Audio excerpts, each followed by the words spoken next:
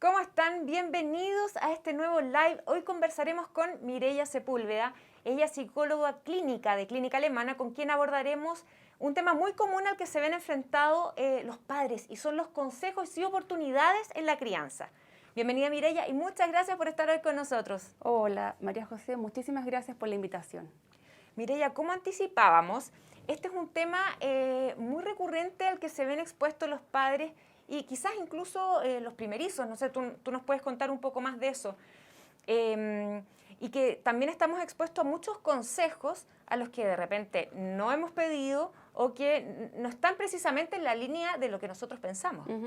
Bueno, eso es lo que quisiéramos intencionar en este live, que tiene que ver con que actualmente tenemos mucha información, que muchas veces es algo positivo, pero también nos puede confundir a los padres. Y ahí aparecen consejos que a veces nos dan nuestros padres, abuelos, la suegra, que no necesariamente se ajustan con lo que a nosotros ahora nos hace sentido.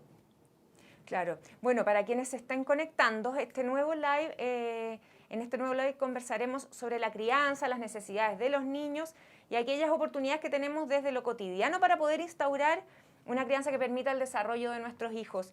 Vayan enviando sus preguntas que las iremos contestando en vivo. Mireia, cuéntanos un poco más, ¿cuáles son las necesidades de los niños a los que tenemos que estar atentas y cómo lidiar también con toda esa información a la que cuando incluso somos primerizas buceamos en internet, en redes y nos abrumamos un poco? Mira, para contestar eso quisiera primero mencionar lo que te señalaba antes, que actualmente contamos con más información y eso puede ser un plus. Y es información que está en la red, cierto, que es asequible. También hay muchos talleres en la cual uno puede recibir información que puede ser tremendamente positiva. Sin embargo, hay veces que dejamos de lado qué es lo principal, que cuáles son las necesidades de los niños, y la principal necesidad es poder crecer y desarrollarse en un clima de calma, de amor, y donde los padres puedan sintonizar con él. Entonces, de repente, tanto tecnicismo, tanto taller, tanta fórmula perfecta, nos pone más inseguros, más que ir a ver las necesidades real de mi guagua, del niño pequeño, del escolar y del adolescente incluso. Y en el fondo toda esta información a la que uno se ve expuesto, de repente bloquea un poco la intuición, porque también tenemos algo natural, o sea, nadie te enseña a ser padre. Sí. María José, ese punto para mí es crucial y qué bueno que lo mencionas, porque nosotros tenemos que confiar que desde nuestra biología, mientras estamos gestando, ya nuestro cerebro se empieza a moldear para poder sintonizar con las necesidades de nuestros niños. Y eso sigue ocurriendo en la medida que nuestros hijos crecen. Entonces, esto que se llama la intuición es algo a lo que nosotros tenemos que apelar. Y si hay algo que no nos resuena, bueno, detenernos y reflexionar para hacer lo que esté en coherencia con nosotros mismos. Por ejemplo, el rol del juego en los niños, ¿qué tan importante es en la vida y cómo potenciarlo? Ese es un tema también que a mí me apasiona mucho, porque también en este interés por hacerlo mejor, de qué se preocupa el papá, la mamá, de que vaya a un buen colegio, después lo meto a un taller, algún deporte, ¿cierto? Y nos olvidamos que la actividad principal y necesaria de un niño, incluso de un bebé, ellos también juegan, es el juego. El juego permite apropiarse de tu cuerpo, de tus pensamientos, gestionar las emociones. Entonces nosotros como papá debemos velar por otorgar un ambiente que facilite el juego. Y ahí quisiera señalar que nos tenemos que olvidar de que para eso tenemos que comprar el peluchito especial que sirve para esto, o tal juguete que tiene muchas luces. El juego es algo que los niños van a desarrollar si tienen un ambiente que promueva eso, pero promover eso no es estar lleno de aparatos, ni de tecnología, ni de juguetes especiales, sino que también, principalmente, el juego cuerpo a cuerpo con la madre y con el padre. Ese es el primer juego que realizan nuestros hijos, tocando nuestra carita, los ojitos, el pelo, él está, no está. Entonces, si nos damos cuenta, nosotros venimos preparados para que nuestros niños puedan jugar y ahí desplegar sus necesidades también. Y también se estimula la creatividad, porque en el fondo pueden jugar con cualquier cosa, hasta lo menos, no sé, un tubito de papel higiénico. Exactamente, eso es maravilloso de ver, de cómo los niños en el juego simbólico transforman el lápiz en un avión o en un auto y lo acompañan del ruido, y ahí potenciamos la creatividad. Perfecto. Vamos a ver las preguntas que ya nos están llegando del público. Rodolfo nos pregunta, dice, hola, falta poco para que nazca mi primer hijo y mi cabeza está enredada con los consejos de mi mamá, mi suegra, más todo lo que he leído al respecto. ¿Cómo puedo lidiar con toda esa información? Oye, esa es una súper buena pregunta que se repite bastante en los primerizos. Primero que nada, tratar de ver que lo que quieren hacer tus cercanos es darte algo que te pueda servir. Y en ese sentido, tomarlo como con ese regalo que nos quieren hacer las otras personas. Sin embargo, eso nos puede confundir mucho. Y los padres primerizos tienden a estar muy insegurizados porque efectivamente nunca ellos han sido padres. Entonces sienten que todo lo que viene es algo nuevo. Y ahí sin duda que nos podemos beneficiar también de la experiencia que tienen nuestros familiares o nuestras amistades, siempre y cuando nosotros lo tomemos como eso, como un consejo y que veamos si eso nos resuena efectivamente, si tiene que ver con lo que a nosotros también nos hace sentido. Claro, porque lo ideal sería que los mamá, papá conversen más o menos de qué línea les gustaría llevar, pero una vez que nacen también cambia un poco la cosa y los escenarios uno se ve un poco enfrentado a cosas que no se imaginaba. Sí, hay un dicho que los padres dicen harto, es como otra cosa es con guitarra. Uno puede pensar, voy a hacer así, la rutina del sueño, la alimentación, y cuando tu hijo nace es importante que dejemos espacio para que se construya esa relación. Y en esa relación que se construye de ambas partes, los papás se van a dar cuenta que ellos lo pueden hacer lo suficientemente bien para ese hijo. Perfecto. Tenemos otra pregunta, dice, con respecto a las rutinas y reglas, ¿son tan necesarias para los niños o es mejor dejarlos ser a sus propios tiempos? Esa también es una súper buena pregunta porque a veces se tiende a confundir el tener rutinas y reglas y el opuesto sería dejarlos ser, ¿cierto? Y una rutina ordenada también permite que el niño vaya haciendo ciertas elecciones, pero da un marco general, da un encuadre, una rutina en lo cotidiano que es ordenado. Y eso permite que un hijo, un niño o una niña pueda ir haciendo una predicción de lo que viene y empieza a entender el mundo. Y le parece entonces que su entorno es confiable. Por eso nosotros somos bien insistentes y los pediatras también de que seamos ordenados.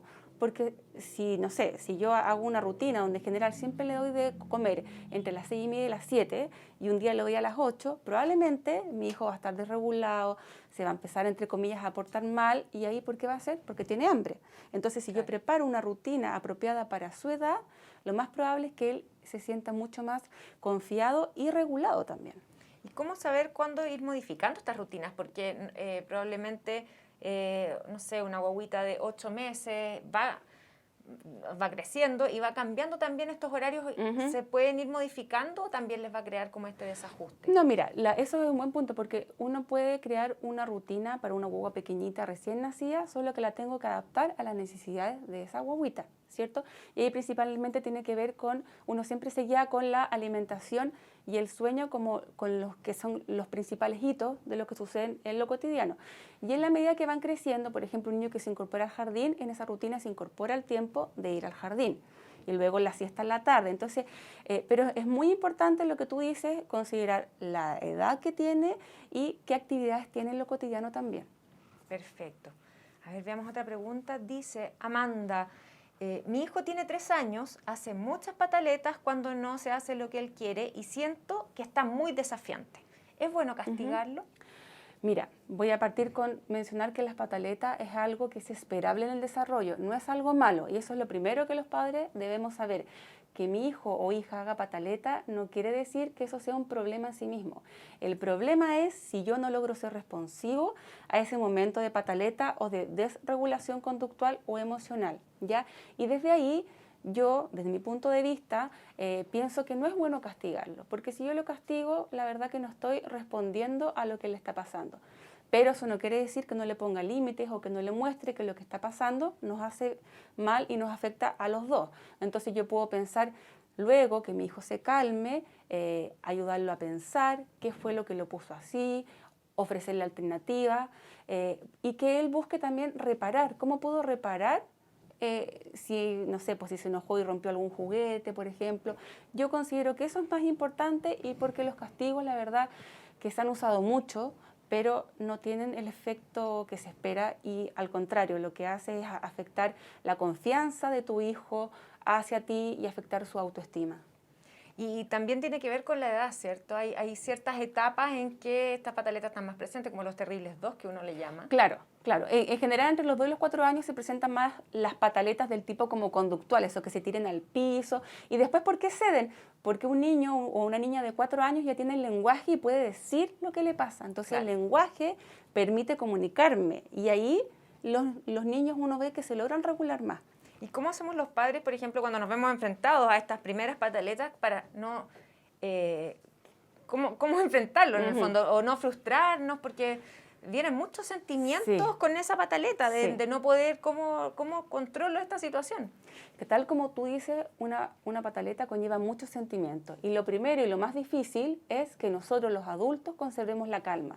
Si yo no logro estar en calma, ¿cómo voy a pedirle eso a mi hijo? Entonces, ese primer paso, que algunos papás dicen, no, es que eso es imposible, pero si uno lo comienza a practicar, te va a dar un contexto emocional distinto para luego poder sintonizar y entender por qué fue que mi hijo se enojó.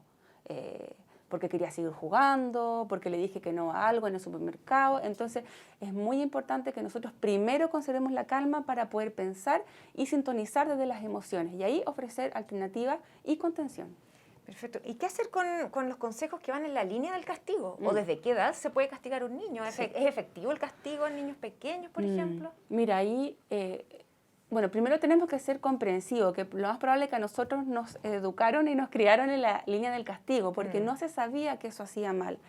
Ahora sabemos que castigar a un niño afecta en muchos niveles y por lo tanto cualquier consejo que vaya en esa línea yo creo que uno no lo debiese tomar. Eso no quiere decir y que no nos genere culpa que a veces nosotros no logramos este estado de calma que te mencionaba antes y a veces se nos sale a hacer algún castigo y ahí después uno puede hacer ir a reparar, ir a explicarle a tu hijo que a lo mejor tú también estabas muy enojada, que sentías también mucha frustración y que lo castigaste, pero que mejor conversen sobre eso.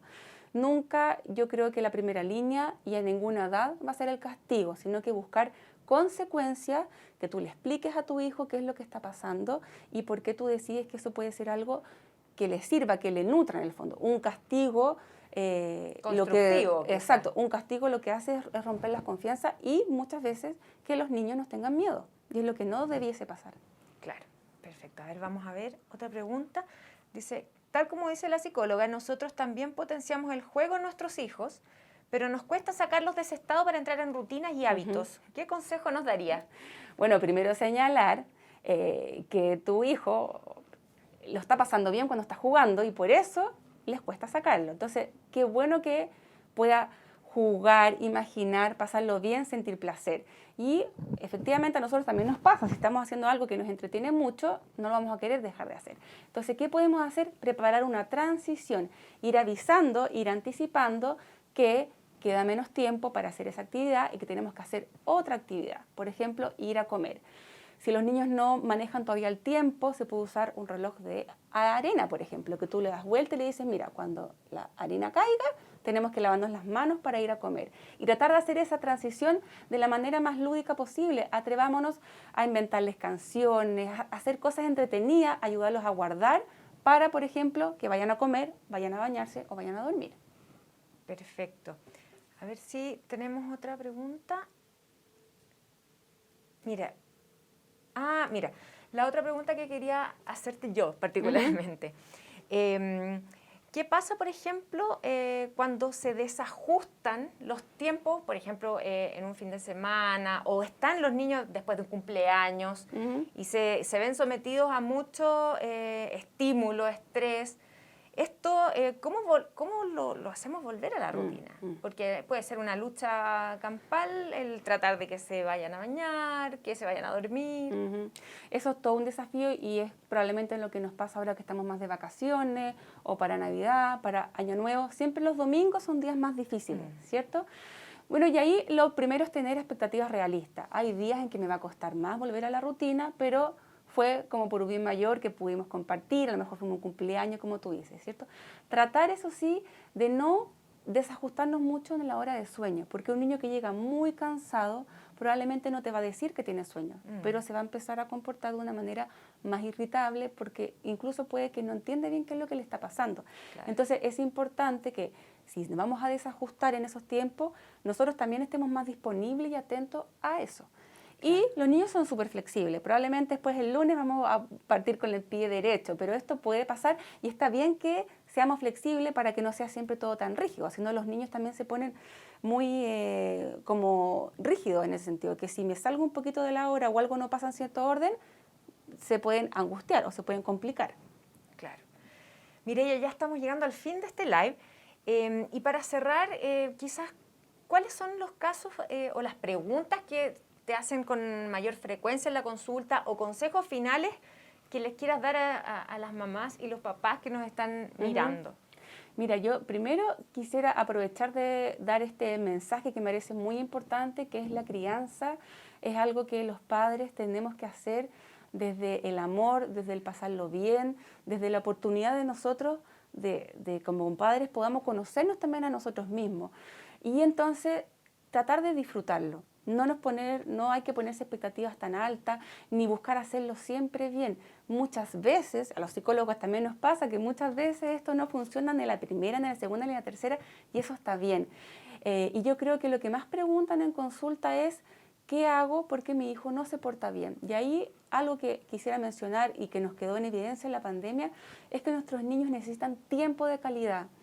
Tiempo no solo de calidad, sino que también tiempo real y concreto. De repente uno piensa que voy a trabajar para darle lo mejor, pero no nos olvidemos que en lo cotidiano los niños nos necesitan. Entonces, si tú estás más presente con tu hijo, construye una relación de confianza que te permite saber, cuando lo miras, qué es lo que le pasa. Y generas confianza también. Entonces, yo creo que abordar la crianza desde el amor, desde la comprensión, y también no olvidar que ellos nos necesitan a nosotros. En ese sentido, los padres somos irreemplazables. Y en este sentido, los primeros años pavimentan también la relación que vamos a tener con nuestros hijos más adelante. Absolutamente. De repente, como no nos acordamos de nuestros primeros años, antiguamente se decía que eso no tenía ningún efecto. Ahora se sabe y por eso implicó, por ejemplo, que los cuidados en neonatología o en las UCI pediátricas de los niños menores de 5 años sean en compañía de sus papás, porque sabemos que eso genera una construcción desde lo vincular, desde lo subjetivo y también desde nuestro cerebro. Entonces, es muy importante esos primeros años.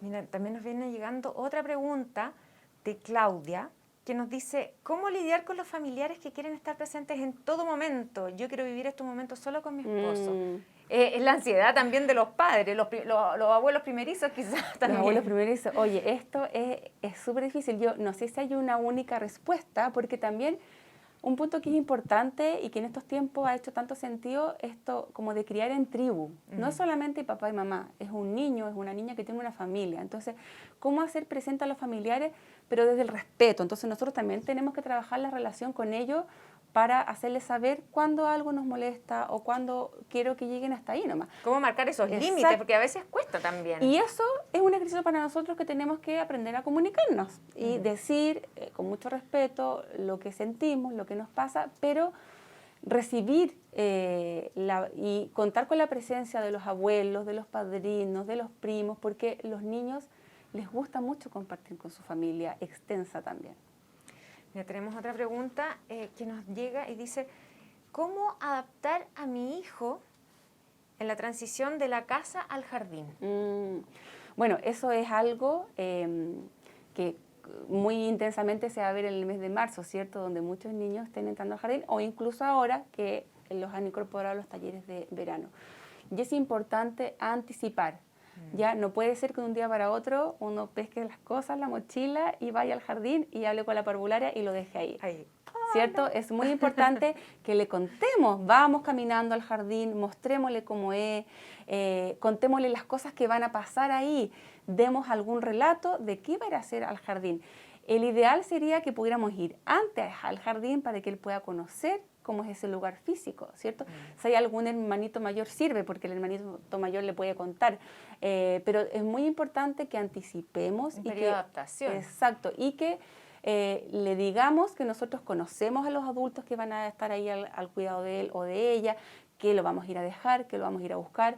Yo soy partidaria que la adaptación al jardín incluya a los padres dentro.